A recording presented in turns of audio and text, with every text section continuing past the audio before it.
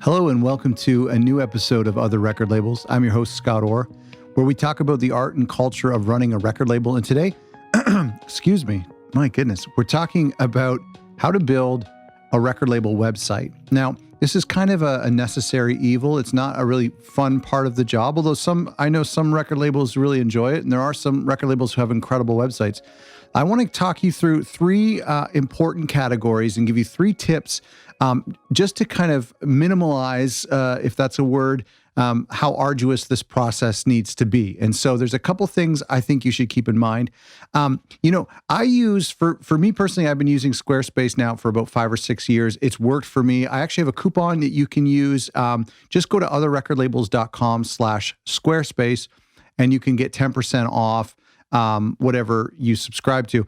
I've liked them because basically I paid for one master website basically for my record label. And then I'm able to use these cover pages that they have for individual artist pages. These are for artists who don't necessarily want to do a big web page for themselves. So instead it's just a cover page. It's a nice mobile friendly site that's has a good photo of them. And then it includes a link to their Spotify, or maybe a link to contact them, or to their social media if they're good at that. And so that's what I've been using, and it's inexpensive. So basically I will buy a domain name for the artist, and then I will point it at one of these cover pages that is under my label account on Squarespace. And so that's just really worked for me. And it's a way to offer an artist a free website essentially. And you can update it really quick and easy. And it's mobile friendly. So that's what I've been doing. I want to get into the tips, but listen, if you do want to use Squarespace, just go to otherrecordlabels.com/Squarespace and you can use a code there. So let's talk about three things. Number one is simplicity. It's important to keep it clean and minimal. The biggest thing is to limit the options. You don't want to experience. Have you ever heard of the paradox of choice? Basically what ends up happening is there are so many options that a user just doesn't know what to do and they click away. And I've seen people who use Wix or Squarespace, there's like tons of menu options, and that can be problematic because it's not telling the fan or the listener or the new listener who comes to our website where to go or where we want them to go. It's just pretty overwhelming and confusing. And so you want to consolidate some of those menu options and limit some of those things. For example, I saw a record label website once that had an About Us section, a Contact Us section, an Artist Roster section, and then there was even like a History of the Label section. And so when you're looking at these menu options, in that example, those 4 menu options could be consolidated into one About buttons. You click on that, and then there's a little couple paragraphs or a paragraph about the history of the label, maybe the artist roster, and then down below the contact section. So I think it's really important to try to consolidate those menu options, and that'll help you keep your website clean and simple. Number 2 is to embrace hierarchy and to understand how that works. We need to ask ourselves when we're building our website, or if we have a website built now, go there and ask yourself, what is most important? Where do you want new fans to go? So if there's a visitor or user to your website, where do you want them to go? What's most important? Now, the problem is a lot of us think, and we're narcissistic, so we think that people are going to spend an hour on our website, and we think that it's all important. It's equally important. But that's not the case. The reality is that people are going to spend less than a minute on our website. And so if the most important thing is your new release, then you need to have a banner that shows your new release, whether it's a vinyl mockup or a cassette mockup or a CD mockup, or just a picture of the artwork and a link to the Bandcamp page.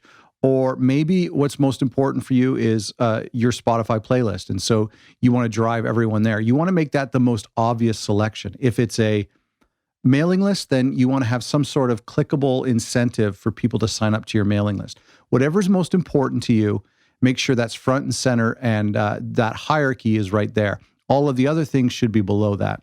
The final thing is sustainability. We want to figure out how to use less information as possible and to build something in such a way that we don't overcommit ourselves into a website that we need to maintain and update weekly. So try to avoid a blog or news section unless you can totally commit to keeping that up to date, relevant, and being consistent with that. There's nothing worse than an out-of-date website. I can't stand it. I mean, it just looks unprofessional, or it looks like the label is abandoned things and it's a ghost town. One of the ways we can be consistent with our website is and maintain sustainability is by regularly doing an audit and looking for out-of-date stuff. So basically, in fact, I did this before I recorded this, and I found, just to make sure I wasn't being hypocritical, and I found tons of dead links and a couple banners that had an old, out-of-date date on it, which was totally embarrassing. But this is the truth. I would say monthly at least, maybe even weekly or biweekly, go through your website, click through things, and see if there are any dead links. Maybe you have a banner advertising an album that's coming soon, but it's already out. Maybe you have artists who are no longer on your roster. You just need to go through there and make sure that everything is up to date. It's just important to click through it. I'm telling you, I found 4 or 5 things. One of them was like extremely critical and embarrassing that I had to fix. Go through there all the time. I guarantee you, every time you go through your website, you'll find something you want to change, even as small as a typo. Let's go back over these 3 things. Simplicity, keep it clean and minimal. Limit your options and consolidate your menu. Have a hierarchy to your website. Number 2, what's most important and where do you want them to go? And number 3, make it sustainable. Make sure your website doesn't need babysitting. I hope you found this helpful. These are 3 things I try to stick to, although I'm being honest, it's tough. But going back through your website and looking for micro ways that you can improve it will really help you. If you're interested, go to our website for the podcast, otherrecordlabels.com, where we have some more resources, including that Squarespace coupon if you choose to use Squarespace. I know there's a ton of options, whatever. I've just been using them, and I've been recently testing out their mailing campaigns as opposed to MailChimp, but that's for another day. I will probably one day get into how to build out some of these artist pages, but for now, I just wanted to give you these 3 tips. I hope you found it helpful. And thank you for being a listener.